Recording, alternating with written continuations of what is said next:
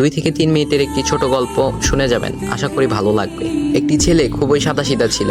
সে একটি দোকানে চাকরি করত। ছেলেটির বেতন ছিল মাত্র 5,000 টাকা। ছেলেটির দোকানের সামনে দিয়ে প্রতিদিন একটি মেয়ে স্কুলে যেত।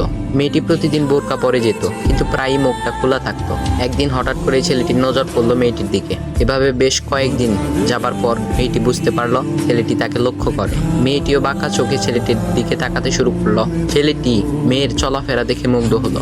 আফসোস করতে লাগলো, ইস, যদি আমিও আজ পড়াশোনা করতে পারতাম, তাহলে সাহস করে মেয়েটির সাথে কথা বলতে পারতাম। মেয়েটি বুঝতে পারলো ছেলেটি তাকে ভীষণ পছন্দ করে। তাই একদিন মেয়েটি ছেলেটির দোকানের পাশে দাঁড়িয়ে রইল। তখন ছেলেটি দুপুরের খাবার খাওয়ার জন্য দোকানের বাইরে আসে। সে চায়ের দোকানে গিয়ে 5 টাকার একটি রুটি খেয়ে পানি পান করে আসতে লাগলো। তখন মেয়েটি তার কাছে গেল। তুমি ভাত খেলে না? রুটি দিয়ে পেট ভরবে? তখন ছেলেটি মেয়েটিকে দেখে অবাক হয়ে গেল। তখন ছেলেটি বলল, আমি ভাত খেলে আমার মা, বাবা আর ছোট বোনকে কি খাওয়াবো? মেয়েটি শিক্ষিত, তাই অল্পতেই বুঝে গেল। সে হাত ধরে বলতে লাগলো, তাহলে তুমি যে আমাকে পছন্দ করো, আমাকে কি খাওয়াবে? তখন ছেলেটি বলল, আমি তো তোমাকে আপন করে পাওয়ার জন্য দেখি না, কারণ সে যোগ্যতা আমার নেই। তবে এটা সত্যি যে তোমাকে দেখলে আমার খুব ভালো লাগে, তাই দেখি। মেয়েটি ছেলেটির কথা শুনে চোখের পানি ধরে রাখতে পারলো না। সে বুঝে গেল ছেলেটির চরিত্র ও ভাবনা অনেক সুন্দর। সেদিন মেয়েটি চলে গেল। বাসায় গিয়ে রাত্রিবেলা মেয়েটি অসুস্থ হয়ে পড়ল। পরে তাকে ডাক্তারের কাছে নিয়ে আসা হলো। বলা হলো মেয়েটার 2টি কিডনি নষ্ট হয়ে গেছে। তখন মেয়ের বাবা ফোন করলো তার বন্ধুর ছেলেকে, যার সাথে বিয়ে দেওয়ার জন্য সে পাগল। কিন্তু মেয়েটি তার বাবার পছন্দের ছেলেকে বিয়ে করতে রাজি না, কারণ সে ছেলেটি টাকা থাকলেও কি হবে, তার চরিত্র খারাপ, সে লোভী।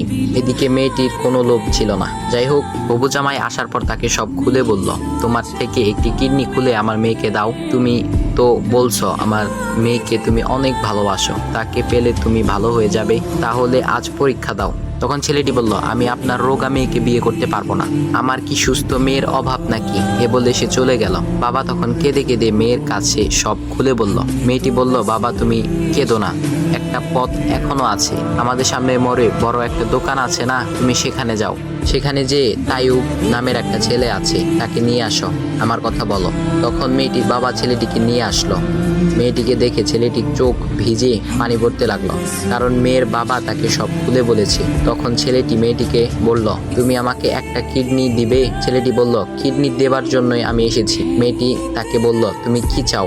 ছেলেটি বলল, তুমি সুস্থ হয়ে আমার দোকানের সামনে দিয়ে যাবে, আর দূর থেকে আমি তাকিয়ে দেখব, এই অনুমতিটুকু চাই।